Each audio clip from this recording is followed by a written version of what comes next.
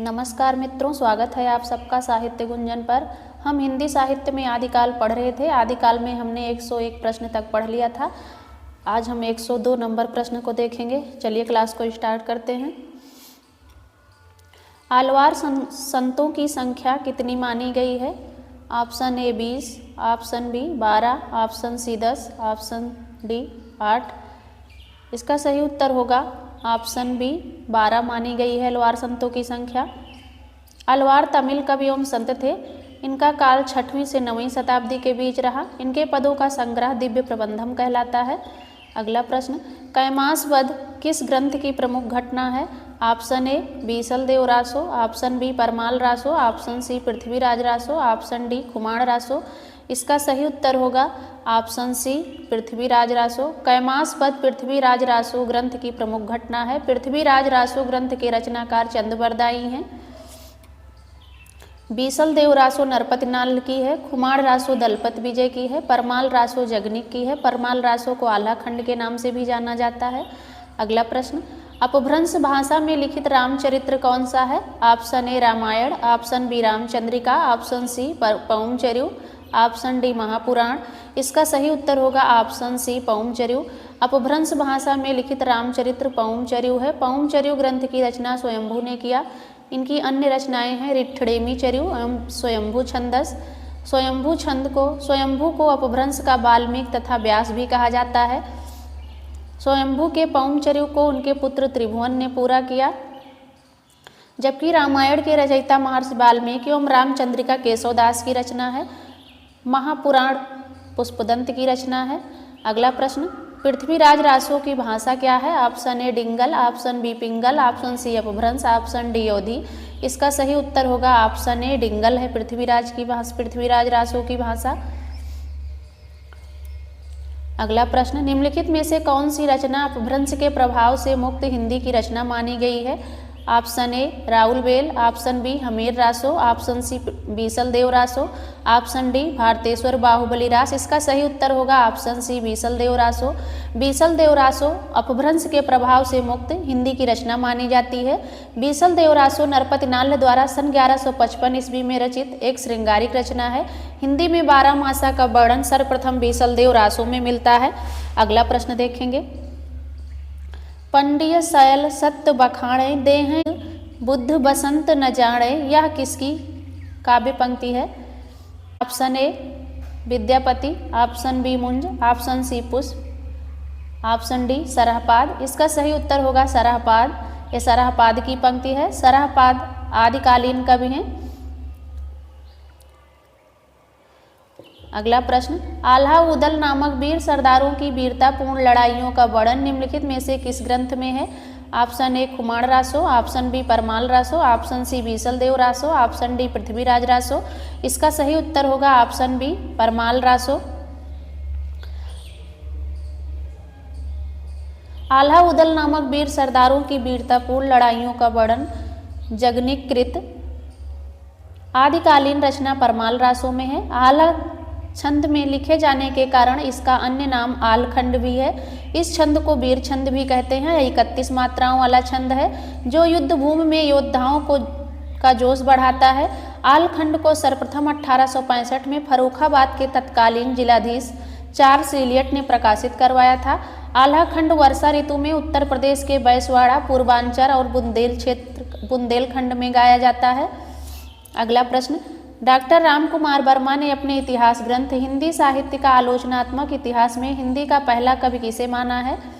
Option A Vidyapati, option B Amir Khusro, option C Sarahapa, option D Swayambhu. इसका सही उत्तर होगा स्वयंभू। डॉक्टर रामकुमार वर्मा ने अपने इतिहास ग्रंथ हिंदी साहित्य का आलोचनात्मक इतिहास में हिंदी का पहला कवि स्वयंभू को माना है। राहुल सांकृत्यायन ने हिंदी का पहला कवि सरहपा को माना है। सर्वमान्य रूप से हिंदी का पहला कवि सरहपा को ही माना जाता है। अगला प्रश्न है, नाथ साहित्य का आरंभकर्ता किसे माना जाता है? Option A Neminath, option B Matsyendra Nath, option C Gorakhnath, option D Adinath. इसका सही उत्तर होगा ऑप्शन सी गोरखनाथ। ये हठ योग की स्थापना पर आधारित पंथ है। शिव इस संप्रदाय के आराध्य देव थे। नाथ संप्रदाय के प्रवर्तक मत्स्येंद्र नाथ माने जाते हैं। अगला प्रश्न, हिंदी का प्रथम महाकाव्य किसे माना गया है? Option A Kamayani, option B Prithviraj Raso, option C Kumar Raso, option D Bisaldev Raso. इसका सही उत्तर होगा ऑप्शन बी पृथ्वीराज रासो। अगला प्रश्न, प्रत्येक देश का साहित्य वहाँ की जनता की चित्तवृत्ति का संचित प्रतिबिंब होता है, यह कथन किसका है? Option A Acharya Hazari Prasad Dwivedi, option B Mahatma Gandhi, option C Acharya Mahavir Prasad Dwivedi, option D Acharya Ramchandra Shukla. इसका सही उत्तर होगा ऑप्शन डी आचार्य रामचंद्र शुक्ल।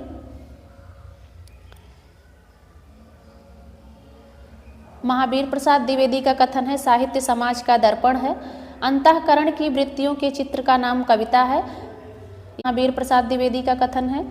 अगला प्रश्न, गोरी सोवें सेज पर मुख पर डारे केस पंक्ति किसके द्वारा रचित है? Option A Ghananand, option B Vidyapati, option C Bihari, option D Amir Khusro. इसका सही उत्तर होगा ऑप्शन डी अमीर खुसरो। अमीर खुसरो ने अपने गुरु निजामुद्दीन औलिया के मृत्यु पर लिखी थी। डॉक्टर राम कुमार वर्मा ने अमीर खुसरो को अवधी भाषा का प्रथम कवि माना है। अगला प्रश्न, आदिकाल के किस कवि ने खड़ी बोली में रचना की है? Option A Narpatinal, option B Vidyapati, option C Chandbardai, option D Amir Khusro. इसका सही उत्तर होगा अमीर खुसरो। अमीर खुसरो आदिकाल के एकमात्र कवि हैं जिन्होंने खड़ी बोली में रचना की थी। इनका वास्तविक नाम अबुल हसन था। ये निजामुद्दीन औलिया के शिष्य थे। अमीर खुसरो खड़ी बोली के आदि कवि कहे जाते हैं। इनकी रचनाएं हैं खाली बारी, पहेलियाँ, मुकरियाँ, दो सुखने, गजल, नोहसिपर आदि। विद्यापति किसके दरबारी कवि थे? Option A Shri Singh, option B Kirti Singh, option C Jai Singh, option D Madho Singh. इसका सही उत्तर होगा ऑप्शन बी कीर्ति सिंह। कौन सिद्धों तथा नाथों की सूची में उभयनिष्ठ हैं? Option A Sarahpad, option B Charparinath, option C Matsyendra Nath, option D Kanhaiya. इसका सही उत्तर होगा ऑप्शन ए सरहपाद। सरहपाद सिद्धों तथा नाथों की सूची में उभयनिष्ठ हैं। सरहपा को हिंदी का प्रथम कवि माना जाता है। इन्हें सरोज वज्र, राहुल भद्र आदि नामों से भी जाना जाता है। सिद्धों में सबसे पुराने सरहपाद हैं। इनके लिखे 32 ग्रंथ बताए जाते हैं जिनमें दोहा कोश प्रसिद्ध है। अगला प्रश्न,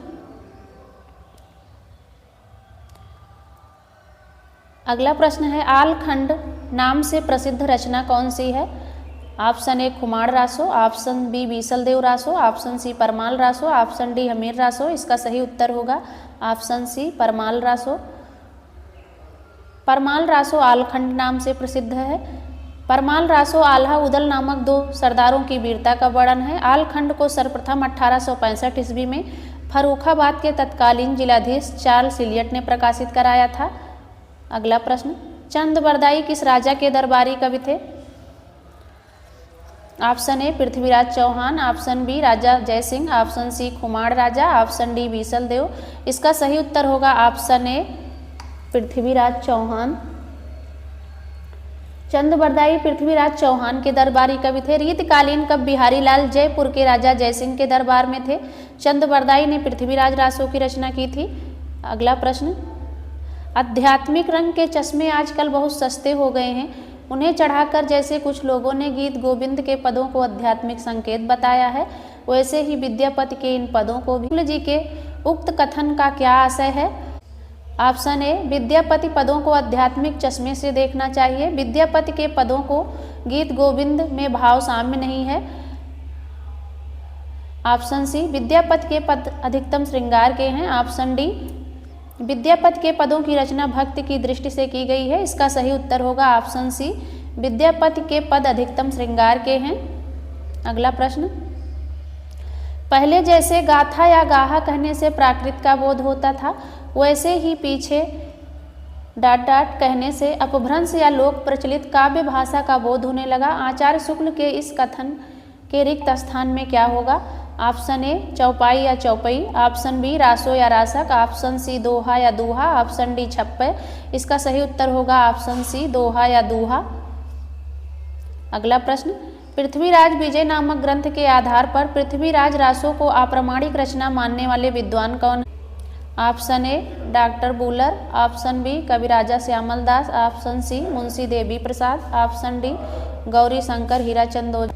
इसका सही उत्तर होगा ऑप्शन ए डॉक्टर बूलर। गद्य पद्य मिश्रित चंपू काव्य की प्राचीनतम हिंदी कृति कौन सी है?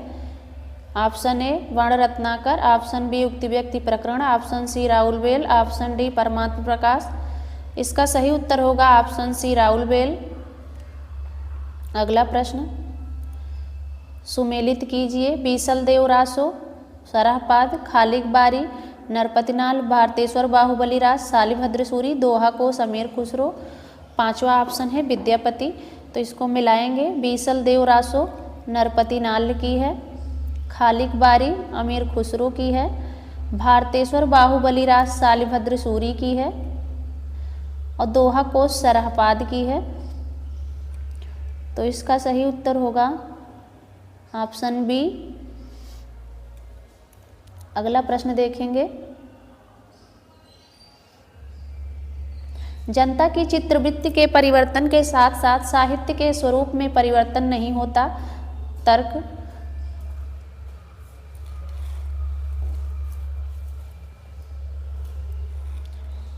क्योंकि प्रत्येक देश का साहित्य वहाँ की जनता की चित्रवृत्ति का संचित प्रतिबिंब होता है। इसका सही उत्तर होगा, सही तर्क है ए गलत है और आर सही है। अगला प्रश्न गोरखनाथ की साधना पद्धति का नाम है वज्रयानी साधना, ऑप्शन बी हठयोग साधना, ऑप्शन सी काल भैरव साधना, ऑप्शन डी सम्यक साधना। इसका सही उत्तर होगा हठयोग साधना। हा का अर्थ है सूर्य और ठा का अर्थ है चंद्र। इन दोनों के योग को ही हठयोग कहते हैं। गोरखनाथ को नाथ पंथ का आरंभकर्ता भी माना जाता है। अगला प्रश्न है पाहुड़ दोहा के रचनाकार कौन है? Option A Joindu, option B Ram Singh, option C Jindatt Suri, option D Dhanpal. इसका सही उत्तर होगा राम सिंह। पाहुड़ दोहा मुनिराम सिंह की रचना है। मुनिराम सिंह जैन साहित्य के सर्वश्रेष्ठ रहस्यवादी कवि कहे जाते हैं। डॉक्टर हीरालाल मुनिराम सिंह का आविर्भाव काल 1057 के लगभग मानते हैं। अगला प्रश्न मैं हिंदुस्तान की तूती हूँ यह कथन किस लेखक का है? Option A Kallulal, option B Inshallah Khan, option C Amir Khusro, option D Bharatendu Harishchandra. इसका सही उत्तर होगा ऑप्शन सी अमीर खुसरो। अगला प्रश्न देसिल बैना सब जन मिठा, देसी भाषा के मिठास का यह वर्णन करने वाले रचनाकार का नाम क्या है?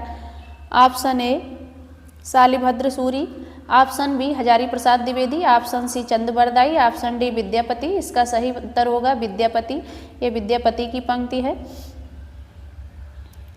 अगला प्रश्न सारंगधर पद्धति किस विधा की रचना है? ऑप्शन ए महाकाव्य, ऑप्शन बी सुभाषित संग्रह, ऑप्शन सी खंड काव्य, ऑप्शन डी एकार्थ काव्य।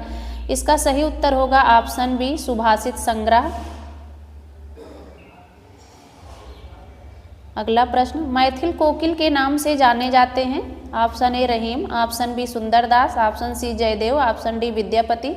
तो इसका सही उत्तर होगा ऑप्शन डी विद्यापति। मैथिल कोकिल के नाम से विद्यापति जाने जाते हैं। इनको निम्न उपाधियां भी मिली हैं अभिनव जयदेव, कवि शेखर, खेलन कवि, कवि कंठहार, नव कवि, दशावधान, पंचानन। अगला प्रश्न विक्रम की 7वीं शताब्दी से 11वीं तक अपभ्रंश की प्रधानता रही और फिर वह पुरानी हिंदी में परिणत हो गई। यह कथन किस विद्वान का है? Option A Sunit Kumar Chatterji, option B Chandradhar Sharma Guleri, option C Grierson, option D Dhirendra Verma. इसका सही उत्तर होगा ऑप्शन बी चंद्रधर शर्मा गुलेरी। अगला प्रश्न पृथ्वीराज रासों में कितने समय हैं? Option A 59, option B 69, option C 79, option D 89। इसका सही उत्तर होगा ऑप्शन बी 69 समय है पृथ्वीराज रासों में। पृथ्वीराज रासों के लेखक चंद बरदाई हैं। ये हिंदी का प्रथम महाकाव्य माना जाता है। हजारी प्रसाद द्विवेदी ने पृथ्वीराज रासों को सुख सुखी संवाद के रूप में रचित माना है। डॉक्टर बूलर ने सर्वप्रथम कश्मीरी कवि जयानक कृत पृथ्वीराज विजय के आधार पर 1875 में पृथ्वीराज रासों को अप्रामाणिक घोषित किया। पृथ्वीराज रासों को चंद बरदाई के पुत्र जलहन ने पूरा किया था। अगला प्रश्न चंद्रधर शर्मा गुलेरी ने साहित्यिक अपभ्रंश को किस नाम से पुकारा है? ऑप्शन ए अवहट, ऑप्शन बी पुरानी Hindi, option C Apabhramsha, option C D देसी भाषा। इसका सही उत्तर होगा ऑप्शन बी पुरानी हिंदी। अगला प्रश्न, निम्नलिखित में से कौन सी रचना अपभ्रंश की नहीं है? Option A Paumchariu, option B Pahud Doha, option C Bhavishyat Kaha, option D चित्रावली। इसका सही उत्तर होगा ऑप्शन डी चित्रावली। चित्रावली अपभ्रंश की रचना नहीं है, बल्कि ये सूफी कवि द्वारा अवधी भाषा में लिखी गई चौपाई दोहा छंद में रचित रचना है। 1613 ईस्वी में लिखी गई है, उस्मान की रचना है। अगला प्रश्न,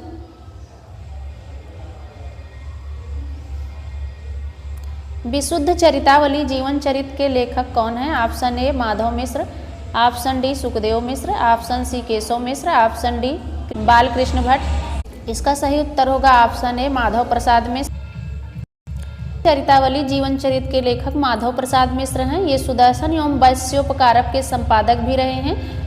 इनके निबंध अधिकतर भावात्मक हैं। इनकी भाषा पांडित्यपूर्ण और मुहावरेदार है। अगला प्रश्न, अमीर खुसरो का मूल नाम क्या था? Option A Abdul Rahman, option B Abul Kalam, option C Malik Mohammad, option D Abul Hasan. इसका सही उत्तर होगा ऑप्शन डी अबुल हसन। अमीर खुसरो का मूल नाम अबुल हसन था। अगला प्रश्न, हिंदी में किस कवि को राजशेखर की उपाधि से अलंकृत किया गया? Option A Swayambhu, option B Vidyapati, option C Chandbardai, option D Jagnik. इसका सही उत्तर होगा ऑप्शन बी विद्यापति। आदिकालीन कवि विद्यापति को राजशेखर की उपाधि से अलंकृत किया गया।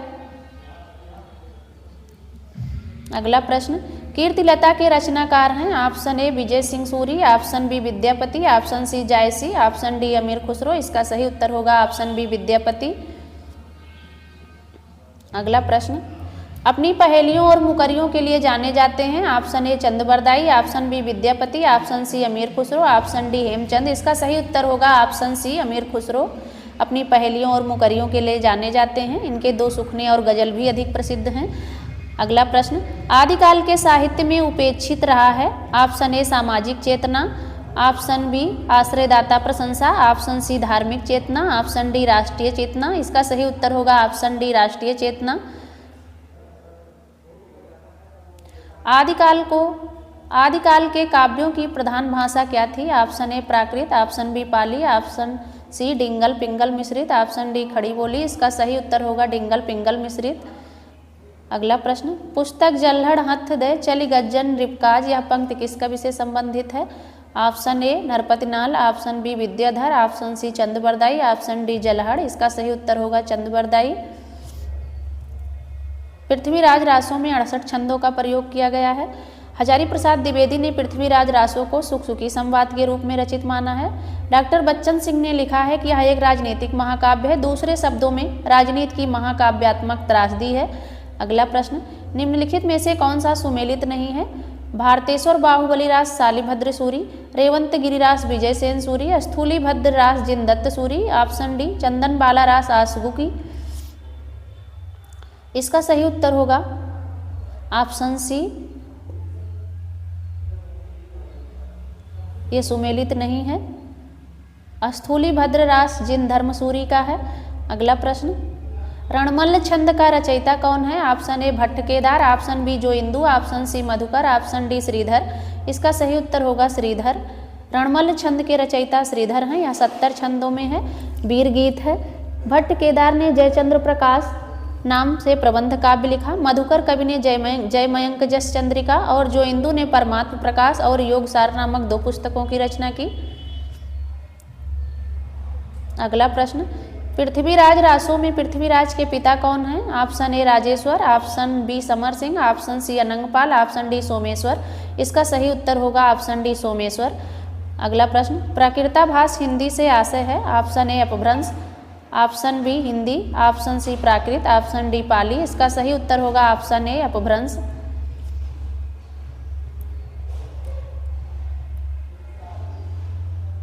प्राकृताभास हिंदी का आशय अपभ्रंश से है। प्राकृताभास हिंदी की रचना विक्रम की 7वीं शताब्दी से होने लगी थी। प्राकृताभास हिंदी का तात्पर्य है प्राकृत की रूढ़ियों से बहुत कुछ बद्ध हिंदी। गोरा बादल की कथा किसके द्वारा रचित है? Option A Dalpat Vijay, option B Narpatnal, option C Jatmal, option D Jalhad. इसका सही उत्तर होगा ऑप्शन सी जटमल की है गोरा बादल की कथा। दलपत विजय की रचना खुमाड़ रासो 9वीं शताब्दी की है। बीसल देव रासो नरपतनाल की है, 13वीं शताब्दी में लिखी गई। अगला प्रश्न, नाथों की संख्या कितनी मानी जाती है? नाथों की संख्या 9 मानी गई है। गोरक्ष सिद्धांत संग्रह में 9 प्रवर्तकों के नाम गिनाए गए हैं। पहले हैं नागार्जुन, जड़भरत, हरिश्चंद्र, सत्यनाथ, भीमनाथ, गोरक्षनाथ, चरपट, जलंधर और मलयार्जुन है। अगला प्रश्न, सिद्धों में सबसे पुराने कौन थे? Option A Naropa, option B Luipa, option C Gorakshapa, option D Sarahapa. इसका सही उत्तर होगा ऑप्शन डी सरहपा। सिद्धों में सबसे पुराने सरहपा भद्र, सरोज वज्र, राहुल भद्र आज नामों से भी जाना जाता है। दोहा कोश का संपादन प्रबोध चंद्र बागची ने किया। खुमान रासों का रचयिता कौन है? Option A Jagnik, option B Dalpat Vijay, option C Narpatnal, option D Chandrabarjai. इसका सही उत्तर होगा ऑप्शन बी दलपत विजय। यह 9वीं सदी की रचना है। अगला प्रश्न, निम्नलिखित में से कौन सी रचना विद्यापति की नहीं? कीर्ति पताका, पदावली, कीर्तिलता, जयमयंक जस चंद्रिका। इसका सही उत्तर होगा ऑप्शन डी जयमयंक जस चंद्रिका मधुकर कवि की रचना है। वीडियो यहीं पर समाप्त होती है। अच्छी लगे तो लाइक, सब्सक्राइब, शेयर और कमेंट जरूर करें। धन्यवाद।